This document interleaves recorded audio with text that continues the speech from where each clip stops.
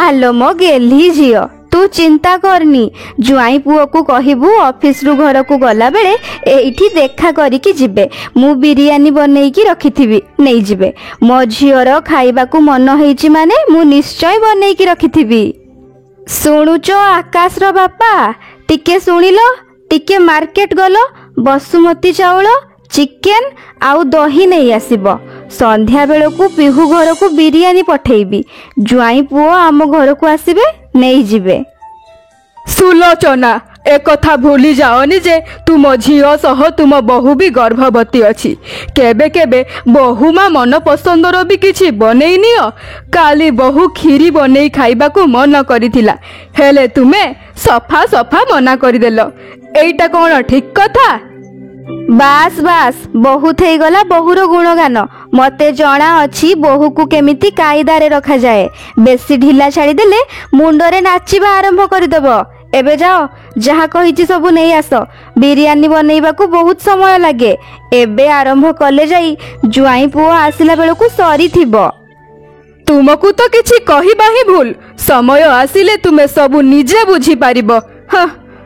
श्रेयार सासु सुलोचना को बुझेइबा सतरे काहारी पक्षे संभव नथिला। सुलोचनार झियो पिहू साथी रे ता बहु श्रेया भी माँ हवा को जाउथिला बहु आउ झियो दुहे गर्भवती थिले किंतु सुलोचना ता बहु श्रेया आड़ को आदो ध्यान देउ नथिला ताकू तो बास ता झियोर सबु इच्छा पूरा करिवार थाए आउ एई कथा पई श्रेयार मन सबुबेले दुख रहुथिला।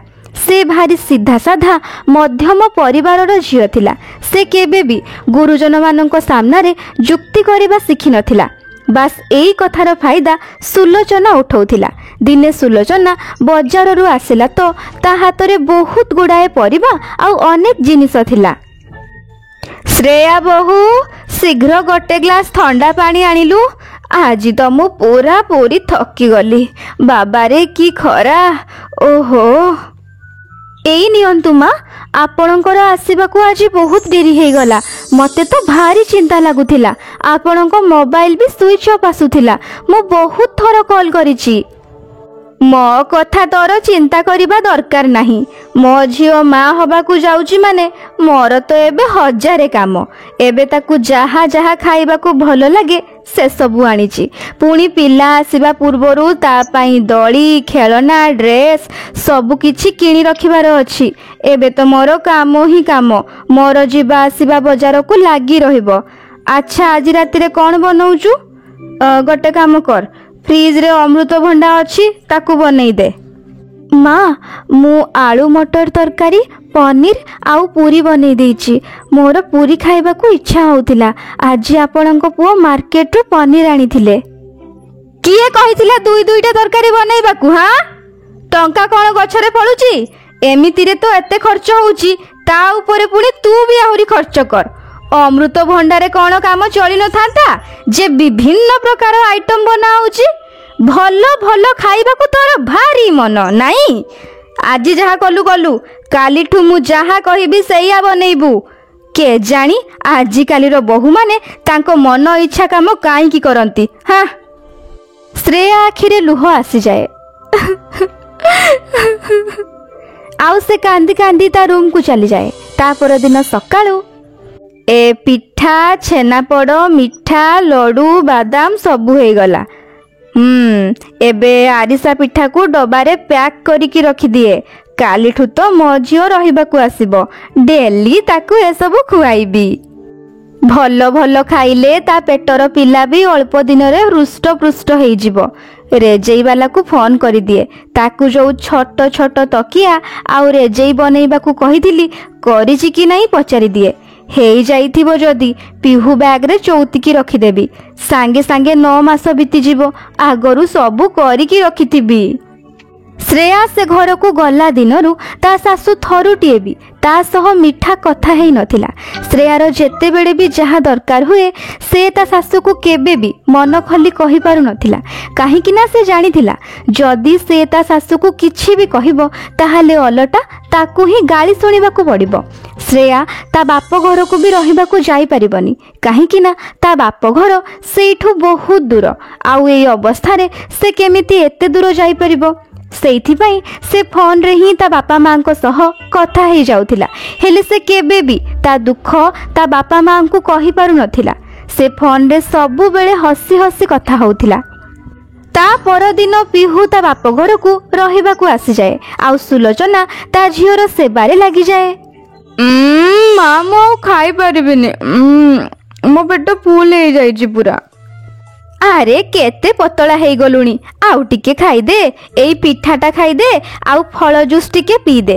ଗର୍ଭବତୀ ଅବସ୍ଥାରେ ପିଲାକୁ ରକ୍ତର କମି ହେଇପାରେ, ସେଇଥିପାଇଁ ସବୁବେଳେ ଫଳ ଜୁସ୍, ଡାଳିମ୍ବ ଜୁସ୍ ଏସବୁ ପିଇବା ଉଚିତ। ଆରେ ଆସ ନା ଶ୍ରେୟା ଭାଉଜ, ତୁମେ ବି ମୋ ସାଥିରେ ଜୁସ୍ ପିଅ। ନାଇଁ ପିହୁ, ତୁମେ ପିଇ ଦିଅ, ତୁମ ଭାଇ ଆସିଲେ ଯାଇ ମୁଁ ଖାଇବି। ଆରେ ତୁ ପିଇନେ ନା, ଅଳ୍ପ ଟିକେ ତ ଜୁସ୍ ଅଛି, ସେତିକି ବି ପିଇ ପାରୁନୁ? ଶ୍ରେୟା ତ ଦିନ ସାରା ଖାଉଥାଏ, ତା କଥା ଚିନ୍ତା କରନି, ତୁ ତ ନିଜ କଥା ଚିନ୍ତା କର। ମା, ଆକାଶ ଭାଇ କେତେବେଳେ ଆସିବେ? ମତେ ତାଙ୍କ ସହ ଲୁଡୋ ଖେଳିବାର ଅଛି। ତୁମର ମନେ ଅଛି ଆମେ ଛୋଟବେଳେ କେତେ ଖେଳୁଥିଲେ, ଆଉ ମୁଁ ସବୁବେଳେ ଜିତି ଯାଉଥିଲି। ହା ହା ହା, ମୁଁ ଆସିଗଲି। ଆରେ ଏବେ ତ ଭାଉଜ ବି ମତେ ଲୁଡୋରେ ହରେଇ ଦଉଛି, କେଜାଣି କାହିଁକି? ତୁମ ଦୁଇ ଜଣଙ୍କଠୁ ମୁଁ ଜମାରୁ ଜିତି ପାରେନି। ଆରେ ତୁମେ ଆସିଗଲ, ଭାଇ କେମିତି ଅଛ? ମୁଁ ତ ଭଲ ଅଛି, ତୁ କହ କେମିତି ଅଛୁ? ଆଚ୍ଛା ରହ, ମୁଁ ଫ୍ରେଶ ହେଇଯାଏ, ଖାଇନିଏ, ତାପରେ ସମସ୍ତେ ମିଶି ଲୁଡୋ ଖେଳିବା। ଶ୍ରେୟା, ମୋ ଡ୍ରେସ୍ ଆଉ ଟାୱେଲଟା ଦେଇଦିଅ। ଶୁଣ ଶ୍ରେୟା, ତୁମେ ବି ରେଡି ହେଇଯାଅ, ଲୁଡୋ ଖେଳିବା। ଶ୍ରେୟା ଏବେ ଲୁଡୋ ଖେଳି ପାରିବନି, ଘରେ କେତେ କାମ ପଡ଼ିଛି। ତୁମେ ଭାଇ ଭଉଣୀ ଦୁଇ ଜଣ ଖେଳିନିଅ, ମୁଁ ଲୁଗା ବେଡ୍ ଉପରେ ରଖି ଆସିଛି। ଶ୍ରେୟା ସେସବୁ ଚଉତିକି ରଖିବ। ସୁଲୋଚନା ଶ୍ରେୟାକୁ କାମ କରେଇବାର କୌଣସି ନା କୌଣସି ସୁଯୋଗ ଖୋଜି ହିଁ ନେଉଥିଲା। ତାକୁ ତ ବାସ୍ ଏଇ କଥାର ଚିନ୍ତା ଥିଲା କି ତାର ଗର୍ଭବତୀ ଝିଅ ଖୁସିରେ ରହୁ। ଗର୍ଭବତୀ ବୋହୂ କଥା ତାର ଚିନ୍ତା ହିଁ ନଥିଲା। ଏମିତି ହିଁ କିଛି ମାସ ବିତିଯାଏ। ସୁଲୋଚନା ପିହୁର ବହୁତ ଯତ୍ନ ନେଉଥିଲା। ଶ୍ରେୟା ଆଉ ପିହୁ ଦୁହିଁଙ୍କର ଡେଲିଭରିର ସମୟ ପାଖେଇ ଆସିଥିଲା। କେତେବେଳେ ଯେ ପିଲା ହେଇଯିବ କାହାକୁ ବି ଜଣା ହିଁ ନଥିଲା। ଦିନେ ଘରେ କେହି ନଥିଲେ।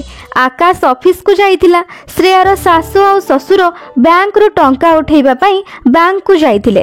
ଅଚାନକ ସେପଟେ ପିହୁକୁ ଲେବର ପେନ୍ ଷ୍ଟାର୍ଟ ହେଇଗଲା। ଭାଉଜ ମତେ ବହୁତ ଜୋରରେ କଷ୍ଟ ହଉଛି, ଲାଗୁଛି ମୋର ପ୍ରସବ ଯନ୍ତ୍ରଣା ଆରମ୍ଭ ହେଇଗଲାଣି। ଭାଉଜ, ହେ ଭଗବାନ, ଏବେ ମୁଁ କ'ଣ କରିବି? ମତେ ପିହୁଙ୍କୁ ହସ୍ପିଟାଲକୁ ନେଇଯିବାକୁ ପଡ଼ିବ। ପିହୁ, ତୁମେ ବ୍ୟସ୍ତ ହୁଅନି, ମୁଁ ଏବେ ରାସ୍ତାରୁ କୋଉ ଅଟୋବାଲାକୁ ଡାକିକି ଆଣୁଛି। ଶ୍ରେୟା ନିଜେ ଏବେ ସେଇ ଅବସ୍ଥାରେ ନଥିଲା କି ସେ ଟିକେ ଚାଲି ବି ପାରିବ, କିନ୍ତୁ ତଥାପି ସେ ସାହସ ବାନ୍ଧି ରାସ୍ତାରେ ଅଟୋବାଲାକୁ ଅଟକାଏ, ଆଉ ପିହୁକୁ ଅଟୋରେ ହସ୍ପିଟାଲକୁ ନେଇଯାଏ। ଚିନ୍ତା କରୁ କରୁ ଶ୍ରେୟାର ନିଜର ଅବସ୍ଥା ଖରାପ ହେଇଯାଏ। ଡକ୍ଟର ମ୍ୟାଡାମ, ମୋ ନଣନ୍ଦଙ୍କ ଅବସ୍ଥା କେମିତି ଅଛି? ଓକେ, ମୁଁ ତାଙ୍କୁ ଚେକ୍ କରି ନେଉଛି। ଆପଣ ନିଜକୁ ପ୍ରଥମେ ସମ୍ଭାଳନ୍ତୁ। ସିଷ୍ଟର, ପେସେଣ୍ଟକୁ ଲେବର ରୁମ୍ରେ ଆଡମିଟ୍ କର। ଶ୍ରେୟାର ଅବସ୍ଥା ଆହୁରି ଖରାପ ହେବାକୁ ଲାଗେ। ସେ ଆକାଶକୁ ଫୋନ୍ ଲଗାଏ। ସେତିକି ବେଳେ ତା ଶାଶୁ ଶ୍ୱଶୁର ବି ହସ୍ପିଟାଲ ପହଞ୍ଚନ୍ତି। କଂଗ୍ରାଚୁଲେସନ୍ସ, ପିହୁ ମ୍ୟାଡାମଙ୍କର ଝିଅ ହେଇଛି। ମା ଛୁଆ ଦୁହେଁ ଭଲ ଅଛନ୍ତି। କ'ଣ ମୋର ନାତୁଣୀ ହେଇଛି? ମୁଁ ଆଈ ହେଇଗଲି। ସିଷ୍ଟର, ମୋ ସ୍ତ୍ରୀ ଶ୍ରେୟା ଯିଏକି ପିହୁକୁ ନେଇକି ଆସିଥିଲା, ସେ କେମିତି ଅଛି? ଦେଖନ୍ତୁ, ତାଙ୍କର ଅବସ୍ଥା ବହୁତ ସିରିୟସ୍। ଏଇ ଅବସ୍ଥାରେ ଧାଁ ଦୌଡ଼ କରିବା ଆଉ ଟେନସନ୍ ନେବା ଯୋଗୁଁ ତାଙ୍କର ବ୍ଲଡ୍ ପ୍ରେସର ବହୁତ ବଢ଼ିଯାଇଛି। ଆମକୁ ତାଙ୍କର ଅପରେସନ୍ କରିବାକୁ ପଡ଼ିବ। ଏବେ ଅପରେସନ୍ ଆରମ୍ଭ ହେବ। ଆପଣ ଏଇ ଫର୍ମଟା ପୂରଣ କରିନିଅନ୍ତୁ। ମ୍ୟାଡାମ, ମୋ ବୋହୂ ଭଲ ଅଛି ନା? ଦେଖନ୍ତୁ, ବହୁତ ଚିନ୍ତା କରିବା ଯୋଗୁଁ ତାଙ୍କର ବିପି ବଢ଼ିଯାଇଛି। ତେଣୁ ନର୍ମାଲ ଡେଲିଭରି କରିବା ତାଙ୍କ ପାଇଁ ଠିକ୍ ହେବନି। ଅପରେସନ୍ ତ କରିବାକୁ ହିଁ ପଡ଼ିବ। सेपटे पिहू को होश आसी जाए आउ से सुलोचना को सबु कथा कहे जे केमिति एई अवस्था रे भी श्रेया ताकू आनी हॉस्पिटल रे भर्ती कला। सुलोचना को ता कलाकर्म उपरे भारी पश्चाताप हुए आउ से ता बहु पाई भगवान को जाई प्रार्थना करे। ता आखि लुहरे भरी जाइथिला। सेतिकी बेले नर्स दौड़ी दौड़ी आसे आउ कहे जे श्रेयार पुओ हेइची। जो कथा सुनी समस्ते भारी खुशी हो जाती। किछि घंटा परे श्रेयार होश आसे आउ ता सासू ताकू कहे मते क्षमा कर दे श्रेया बहु, मु तो सह केबे भी भलो व्यवहार करिनी, किंतु तथापि तू गोटे बहु आउ गोटे भाउजर कर्तव्य आज पूरा करिछु। माँ आपण मते बुझी पारिले मो पाई सेतिकी बहुत, आउ आपण मानकर सेवा करबा तो मोर धर्म। अहि सुलक्षणी हेई थारे माँ। सेई दिन ठारू सुलोचना निज झियो आउ निज बहु को समान भल पाइबा आउ अधिकार दबाकू लागिला।